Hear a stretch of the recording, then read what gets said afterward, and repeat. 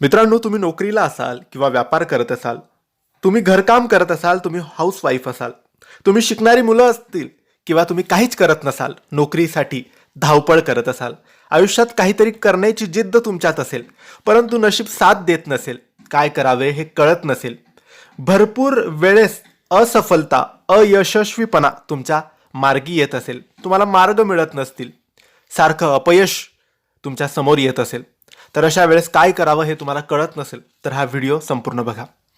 मित्रांनो, या व्हिडिओमध्ये आम्ही तुम्हाला अशा 4 ओळी सांगणार आहे, ज्या 4 ओळीचे वाचन तुम्ही दररोज केले, सकाळ संध्याकाळ केले किंवा दिवसातून फक्त एक वेळेस केले, तर जेवढे लाभ आपल्याला संपूर्ण गुरुचरित्र पारायण करून होतात, तेवढेच लाभ या 4 ओळींचे सुद्धा आहे. फक्त विश्वासाने, मनोभावाने आपल्याला या ओळी वाचायच्या असतात. आजकाल सगळ्याच लोकांना गुरुचरित्र करायचे असते, तुम्हालाही करायचे असेल, परंतु त्याचे नियम कठीण आहे, कडक आहेत आणि प्रत्येकाला नियमांचे पालन करणं शक्य नसतं. काही चूक होईल याची भीती असते आणि भरपूर अध्याय असतात, ते अध्याय वाचन करणं शक्य नसतं. मग अशा वेळेस काय करावं हा प्रश्न निर्माण होतो. त्यासाठी वेगवेगळे अध्याय सुद्धा आहेत आणि त्याचे व्हिडिओ सुद्धा आम्ही बनवलेले आहेत. परंतु आजचा हा व्हिडिओ काहीतरी खास आणि स्पेशल आहे, कारण या व्हिडिओमध्ये आम्ही तुम्हाला 4 ओळी सांगणार आहे आणि त्या 4 ओळीतच संपूर्ण गुरुचरित्र आहे. कारण या 4 ओळींना एक श्लोकी गुरुचरित्र असं म्हणतात. कारण या 4 ओळी म्हणजे एक संपूर्ण श्लोक आहे आणि या श्लोकाला एक श्लोकी गुरुचरित्र म्हणतात.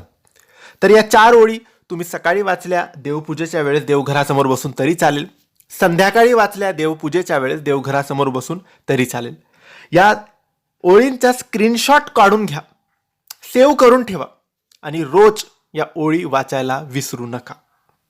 जे आपल्या आयुष्यात लिहिलेलं नसतं ते सुद्धा मिळतं. जे आपण इच्छा व्यक्त करतो, जो नवस बोलतो, जो संकल्प बोलतो, ते सगळं आपल्याला मिळतं. फक्त तो विश्वास हवा, तो भाव हवा. या ओळी काही अशा आहे, ज्यांना 52 अध्यायी संपूर्ण गुरुचरित्र वाचन, त्याचे पारायण इत्यादी करणं शक्य नसतं, त्यांनी निदान हा श्लोक रोज मोठ्याने, श्रद्धेने एकदा तरी वाचावा. दत्ताचा अवतार झाला कलियुगी श्रीपाठ पिठापुरी, त्यामागे दुसरा नृसिंह सरस्वती करंज ग्रामांतरी, तीर्थे हिंडत पातला भिलूवाडीची संगमा, तेथुनी मठ गणगापुरी वसे वारी दिनांचे श्रमा. अगदी सोप्या या 4 ओळी आहेत.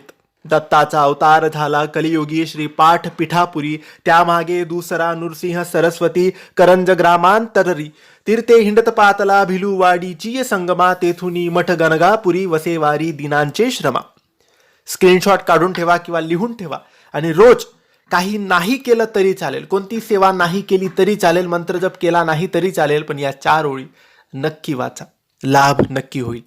ही माहिती आवडली असेल तर लाईक आणि शेअर करा. काही प्रश्न असतील तर कमेंट्सद्वारे विचारा. आमच्या चॅनलला सबस्क्राईब करायला विसरू नका. धन्यवाद. श्री स्वामी समर्थ.